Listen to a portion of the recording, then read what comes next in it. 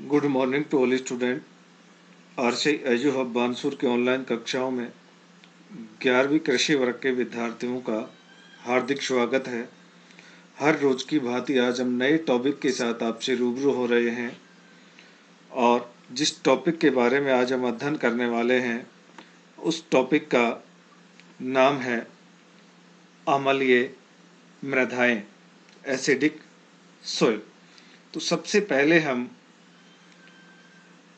चर्चा करने वाले हैं कि अम्लीय मृदाएं किसे कहते हैं और अम्लता कितने प्रकार की होती है, टाइप्स ऑफ एसिडिटी। और अम्लीय मृदाओं की विशेषताएं के बारे में आज हम विस्तृत अध्ययन करने वाले हैं। प्यारे विद्यार्थियों, देखिए, मृदा अगर उपजाऊ होती है तो हमें उत्पादन अच्छा प्राप्त होता है। अगर मृदा की स्थिति अच्छी नहीं होती है या मृदा अम्लीय होती है या लवणीय क्षारीय होती है तो हम उसमें अच्छा उत्पादन प्राप्त नहीं कर पाते, अर्थात मृदा की दशा खराब हो जाती है।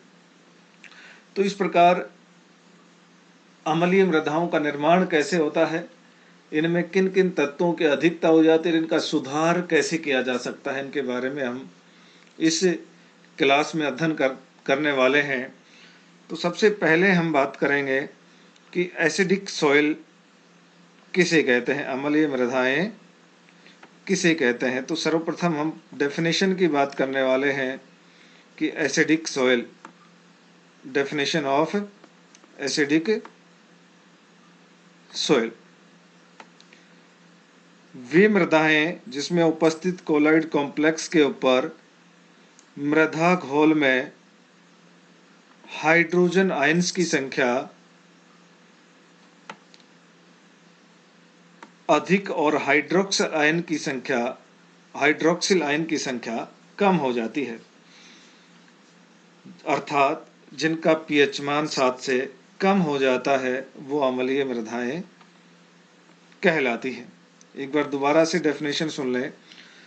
वे मृदाएं जिसमें हाइड्रोक्सिल आयन की अपेक्षा हाइड्रोजन एवं एल्युमिनियम आयन की अधिकता हो जाती है, अर्थात वे मृदाएं जिनमें हाइड्रोक्सिल आयन की संख्या तो कम रहती है और हाइड्रोजन आयन की संख्या अधिक होती है, वो अम्लीय मृदाएं कहलाती हैं। सबसे महत्वपूर्ण बात यह है कि कई बार कंपटीशन एग्जाम में पूछा गया है कि अम्लीय मृदाओं का निर्माण किस क्षेत्रों में होता है। तो हम कह सकते हैं कि अम्लीय मृदाओं का निर्माण आर्द्र एवं अर्ध आर्द्र क्षेत्रों में होता है, जहां जीवांश पदार्थ की मात्रा अधिक पाई जाती है। कैसे क्षेत्रों में होता है अम्लीय मृदाओं का निर्माण? आर्द्र एवं अर्ध आर्द्र क्षेत्रों में होता है, अर्थात जहां वर्षा की मात्रा अधिक होती है और जीवांश पदार्थ अधिक पाया जाता है, वहां अम्लीय मृदाओं का निर्माण अधिक होता है। अम्लीय मृदाओं में पीएच जो उदासीन रेंज होती है 7, और जो पीएच स्केल पर 0 से 14 तक मापक अंकित रहते हैं, और जब 7 से नीचे पीएच आता है तो अम्लीय मृदाओं का निर्माण, जितना कम पीएच होता है, जैसे 6, 5, 4, 3, तो जितना कम होता है उतनी ही अम्लीय मृदाएं, अम्लता उनमें अधिक होती है। अब हम बात करते हैं कि अम्लता कितने प्रकार की होती है। तो हम कह सकते हैं कि एसिडिटी डिवाइडेड इनटू 2 टाइप्स, कि एसिडिटी को 2 भागों में विभाजित किया गया है। सबसे पहले एक्टिव एसिडिटी और दूसरा रिजर्व एसिडिटी, सक्रिय अम्लता और संचित अम्लता।